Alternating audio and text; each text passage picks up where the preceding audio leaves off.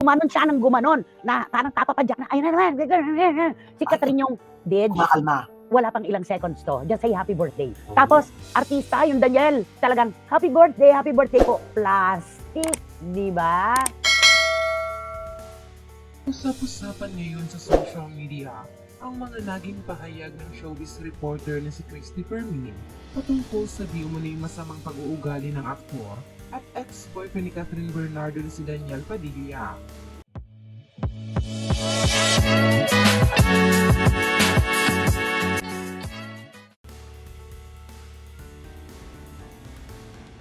Matapos mag-viral ang hindi maipaliwanag na pag-unfollow ni Catherine sa mga kapwa-artista na sina Liza Soberano, Julia Barreto at Jillian Vicencio, at ang pag-unfollow na rin ito sa dating nobyo na si Daniel, agad na nga rin inilabas ni Christopher Min ang aniyay kwento mula sa kanya ng isa niyang kaibigan na humingi umano ng birthday greeting mula kila Catherine at Daniel nung magkasintahan pa ang mga ito, at ito raw ay para sa isa pa nilang kaibigan na nagdidiwang noon ng karawan.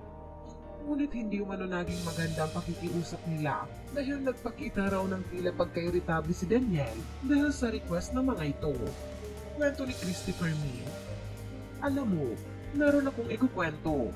Ngayon ko lang ito ilalabas. May isang kaibigan kami na humihingi ng pagbati ng happy birthday sa isa rin niyang kaibigan. Alam mo, may nagpapanood sa akin ng raw video bago in-edit yung pagbati dun sa dapat padalhan. Alam mo si Daniel talaga, grabe, nakagaling siya. Ano ba yan? Tapos si Catherine ha? Alam mo yung pangyayaring ito. Ngayon ko lang ito inilabas ha. Alam kong mahal na mahal mo si DJ noon. Ipagtatanggol mo, tatakpan mo ng kaldero ang ulam. Yan ang alam ko kaya hindi mo ko sasakayunan. Pero ngayon, pwede mo sabihin nagsisinungaling ba ako o ano? Gumanon siya ng gumanon, na parang Papa Jack na ayan na naman. Si Catherine yung, bitch, wala pang ilang seconds to. Just say happy birthday. Tapos, artista yung Daniel. Talagang happy birthday. Happy birthday po. Plastic, di ba? Matatandaan na kahapon lang din ay matapang na sinabi ni Christy na dinala lamang ni Catherine si Daniel sa magandang karera nila bilang love team. Mga pahayag pa ni Christy, kahit matumalikod buong mundo, basta tatayo ako. Gusto kong sabihin, si Catherine ang nagdala kay Daniel Padilla talaga. Nagkatulungan pero kung isahan ng metro, si Catherine talaga ang nagdala kay Daniel. Tatayuan ko po yan. Prinsipyo ko yan. Magalit na mga bashers sa akin. Samantala, dahil labis ang pambabatikos na natatanggap ni Daniel magpasahangga ngayon, na ilan na tila sinigundahan ng mga pahayag na ito ni Christy. Narito ang ilan sa kanilang mga komento. Hindi pala maganda ugali ni Daniel.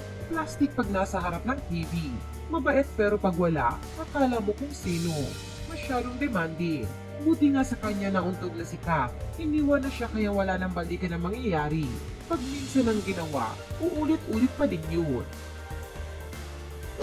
Grabe pala ang attitude nitong si Daniel. Buti na lang talaga wala na sila ni Kat. Bukod sa cheater, may iba pang bad attitude.